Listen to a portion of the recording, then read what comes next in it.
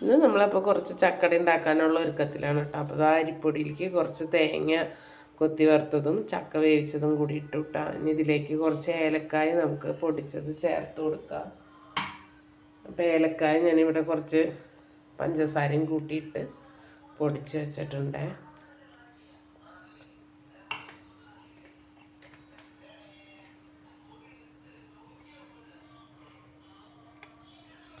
നമുക്കിതിന് നല്ലോണം കുഴച്ചെടുക്കാം. അരിപ്പൊടിയാണ് കേട്ടോ ഞാൻ ഇട്ടേക്കണത്. റവപ്പൊടിയും ഗോതമ്പ് പൊടിയൊക്കെ ഇട്ട് അട ഉണ്ടാക്കാറുണ്ട്. ഞാൻ അരിപ്പൊടി ഇട്ടാണ് കേട്ടോ ഉണ്ടാക്കണത്. അപ്പോൾ ഇതാ നമ്മൾ പൊടിയൊക്കെ കുഴച്ചെടുത്തിട്ടുണ്ട്. ഇനി നമുക്കിതിനൊരു ഇലയിലേക്ക് പരത്തി കൊടുക്കാം. ചെറുതായിട്ട് പരത്താട്ടാ ചെയ്യണം. ഞാൻ അധികം വീതി നീളമൊന്നും ഇല്ലാത്ത ഇല എടുത്തിട്ട് അതിൽ കനം കുറച്ചാണ് പരത്തണത്.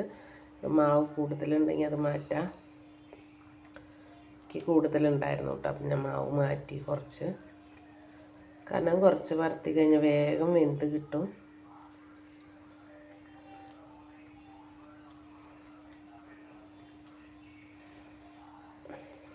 ഇനി ഇതിനെ ഞാനിങ്ങനെ 3 മടക്കായിട്ടാണ് കേട്ടോ മടക്കണത്. ഇതിൻ്റെ ഉള്ളിൽ തേങ്ങ വയ്ക്കണമെങ്കിൽ വയ്ക്കാം. നമ്മളിപ്പോൾ തേങ്ങ കൊത്തൊക്കെ ഇട്ട കാരണം കൊണ്ട് ഇങ്ങനെയാണ് കേട്ടോ ഉണ്ടാക്കിയെടുക്കണേ.